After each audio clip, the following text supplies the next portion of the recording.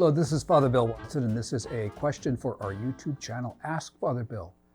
We've been asked about discernment in multiple different frameworks. I'd like to address today the issue of authenticity, freedom, and discernment. The Cultural Revolution of the 1960s and 70s upended many aspects of society and faith. A positive way of describing this revolution is that it was a search for what is more honest and authentic. The report card on the success of that search for authenticity is graded differently depending on the grader. I have referenced the philosopher Charles Taylor in previous episodes. He describes this cultural revolution as the age of authenticity.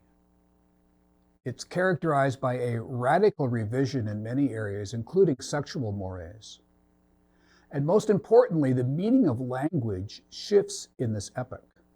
Words like genuine, freedom, and authentic are now appropriated to define an ever-evolving ethic of free sexual expression and self-fulfillment.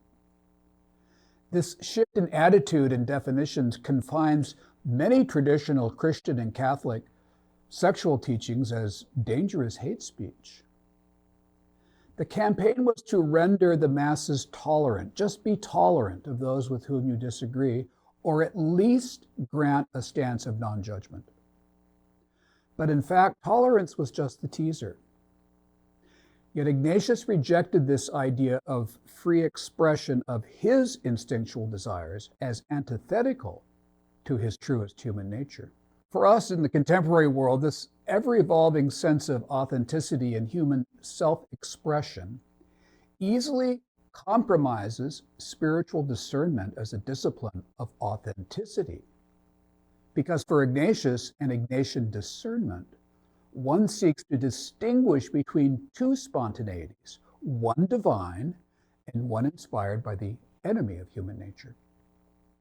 Our dominant culture and those legions of social influencers prefer that desires remain undifferentiated in regards to spiritual and moral categories of right and wrong.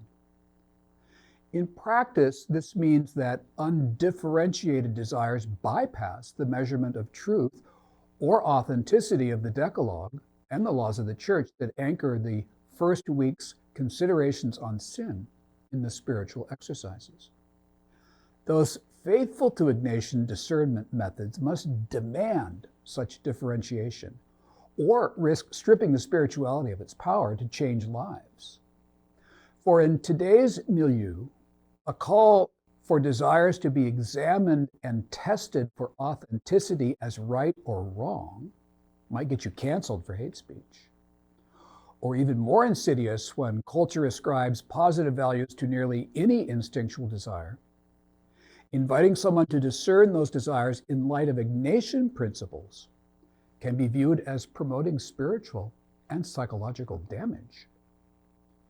For in a life of undifferentiated desires, one is adrift with an ever-evolving description of human nature that can't easily be measured against the definition of desolation Ignatius defines in his rules as coming from human nature's enemy.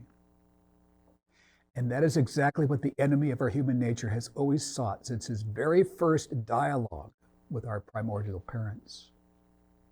In his rules, Ignatius posits that genuine divine inspirations of God lead one to reject definitions of the self that are inspired by the enemy of human nature. One is instead to labor under the banner of grace and allow God to heal one's authentic human nature, hidden by sin, trauma, wounds, narcissism, and other types of psychic dysfunction. Ignatius discovered an instinct of genuine authenticity, purity, and selfless service during his conversion. The new man God revealed is antithetical to the old man who freely indulged instinctual desires that defined his first 30 years.